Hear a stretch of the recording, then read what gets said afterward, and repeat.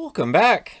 All right, so we've got 3 games tonight. This is the first one. I've got time to review this in between the second and third period between Minnesota and Vegas.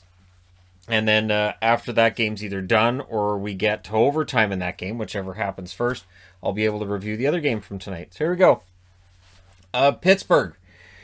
There's going to be a lot of questions out of Pittsburgh on this one. I feel like, 2018, you lose in the second round against Washington. 2019, you get swept by the Islanders. 2020, you lose to the Montreal Canadiens on the play-in round, and now they're losing to the Islanders again. So the Islanders are clearly a bad matchup for them in the playoffs. The style of play that they have, while they handled it well enough during the regular season, in the playoffs, it just wasn't there. It just didn't work. The Pittsburgh Penguins now in postseason have lost 13 of their last 16 games. So there's definitely something here that now Ron Hextall has the unenviable task of figuring out, how do we get Pittsburgh back to a position where we're going to win these series? And I know that people are going to say, well, clearly it's goaltending. I think it goes further than just goaltending, though. I think there's more to it than just the goaltending. So it was Jari again versus Sorokin, and Lagacé was the backup. There's no way Lagacé was going to play in this one. So again, for Ron Hextall, for Brian Burke, watching this game, you're saying, you know what? We need to fix the goaltending problem in Pittsburgh. And I really think that work is going to start in the offseason. I don't know that Jari's going to be with them to start next season. I don't know that DeSmith will be with them starting next season. I get the feeling, maybe we see a Carolina situation where to start the first season under Waddell, it was Mrazek and it was Reimer. Maybe we'll see brand new goaltenders in Pittsburgh next year. The Crosby line versus the Identity line started it. There were 9,000 plus in attendance, and this was a pretty boisterous crowd. Early Barzal shots fired wide, and then it's Jeff Carter, who continues his amazing run as a member of the Penguins.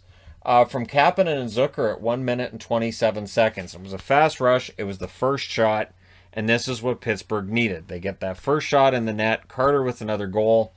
And again, things look pretty good for the Penguins, right? The Islanders would try to answer. The crowd was still very loud. Nothing discouraged these Islander fans tonight. They were bound and determined they were going to see a rare series victory at Nassau Coliseum. So it looks like it was good. It looked early like it was going to be another fast game. Not a lot of whistles, not a lot of power plays, and there were only 4 power plays in this game in total. Crosby with a shot. There was a shoulder save there. They didn't give credit to Sorokin for the save on that. Not sure why. Maybe they did later. Penguins then press at 4.5 minutes, but Beauvillier scores from Nelson at 5:16. And what's interesting with that is that was the first shot the Islanders had in the game. So both teams score on their first shot. And it was backhand top shelf. The Jari taunt starts with that. So right away, Islander fans just eat that up. Start with the chance.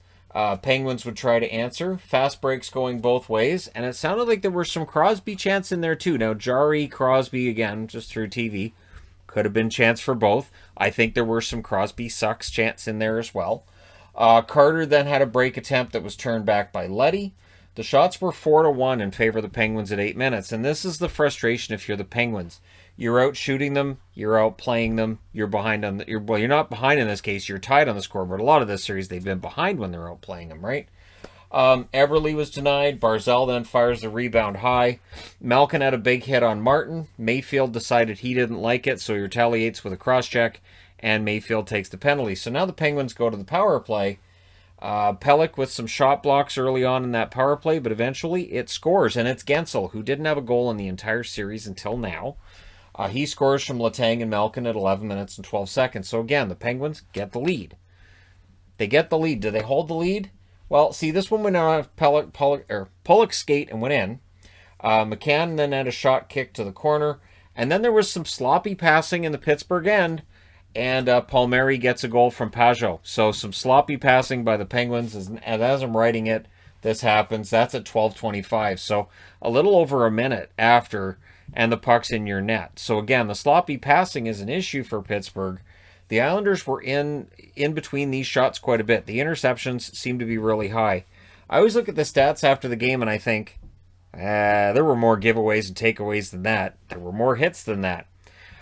Watching the Vegas-Minnesota game, they hadn't credited Vegas with a hit, and there were like 4 minutes left in the period, and both announcers were like, nah, that's not right. So when you look at these stats, sometimes it may a little bit of a grain of salt with that. So it was a juicy rebound that went to Palmieri, so you can look at the pass that was sloppy that led to Pajot getting the puck, and also at the fact that it was a rebound from Jari where he doesn't get it where he needs to, and it goes right to Palmieri. Penguins then try to restore the lead. Jari stops a Mayfield chance shortly after that.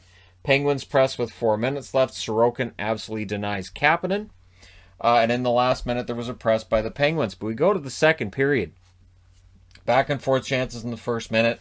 There was a turnover in the Islanders' end. Goudreau fires one high. And then Zucker from Ceci and Malkin at 1:53. So in the first period and in the second period, within the first 2 minutes, Pittsburgh gets themselves a lead. They're dictating the play early on. Perfect tip goal. The Islanders then try to answer. Jari saves a Palmieri shot. The Islanders press. The Penguins clear it out. Everything's great until there's a fast break, and it's Nelson that finishes it off on great three-way passing from Beauvillier and Bailey at 8:35. And then 13 seconds after that, a point shot with traffic in front. It's Pulock from Pajot and Zajac. So Zajac on the board, Palmieri on the board. That New Jersey trade works out pretty well today, right? So I was surprised the Penguins didn't call a timeout there. I felt like that's 2 goals in 13 seconds that Sullivan should have been calling his guys over and saying, look, we're behind 4-3 now. You got to turn this around. And it really surprised me he didn't call the timeout, even though I was saying to the TV, call your timeout. Nelson fires one wide. Ceci blocks a Bailey chance out. And it was all Islanders. And then Nelson scores from Beauvillier at 11:34. And I break right underneath. Should have called that timeout. And they called one now, but they're behind 5-3. So when you're behind 5-3 to the Islanders, and you've got this crowd that's absolutely electric, and you've got this team that has got all the confidence in the world, probably should have called the timeout at 4-3, not 5-3. Fans then tried to call a penalty. I thought at this point, Legace may end up in the net. That's 5 goals against for Jari, and I think that was only 15 shots he'd faced to that point in the game, something like that. And I thought maybe they'll go Legace, but no. Sullivan, right or wrong, sticks with him right to the end. Nelson was in alone, couldn't bury it. Malkin then goes the other way. He's in alone. Sorokin makes the save, and that was a wow that it was breakaways both ways within seconds of each other. Crosby wires one high, goes out of play. Pelech's shot was blocked. Can we applaud the New York Islanders for completely shutting down Sidney Crosby? I mean, we've talked this week about how McDavid was kept under control by the Winnipeg Jets. Crosby really wasn't a factor hardly at all in this game. And this is an elimination game. This is where Crosby, he's Sid the Kid, he's the guy, and yet tonight it just wasn't happening. Things get scrummy with 2:55 left after a Sorokin save as the Penguins start getting a little bit ticked off with things.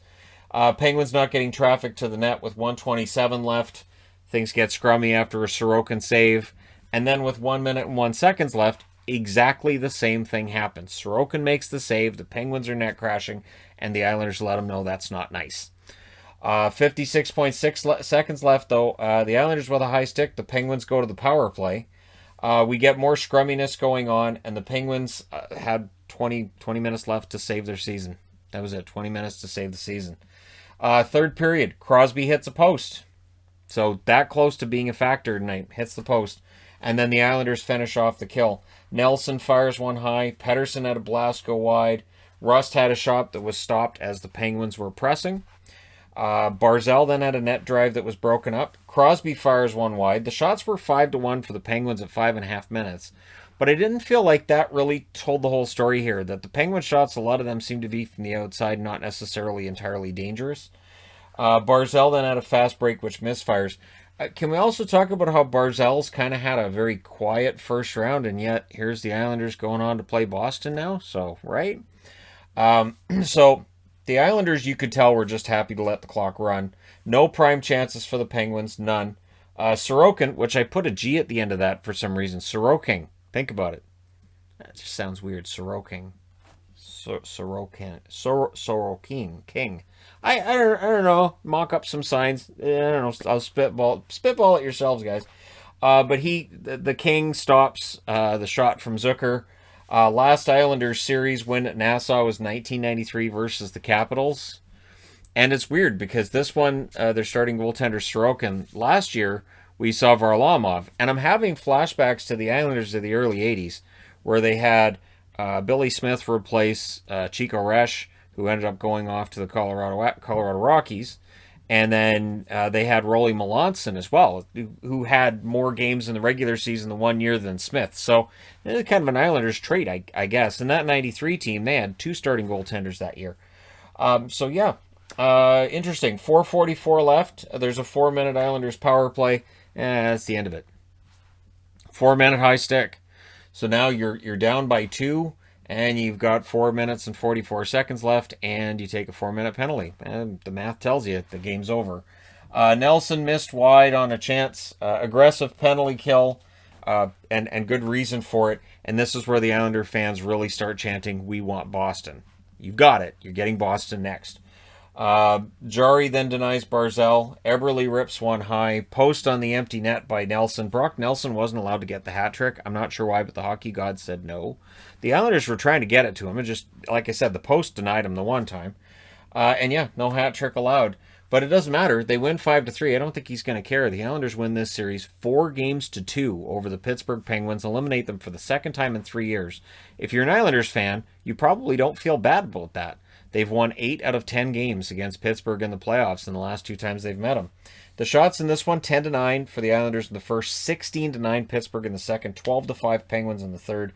Final shots, 37-24 for Pittsburgh.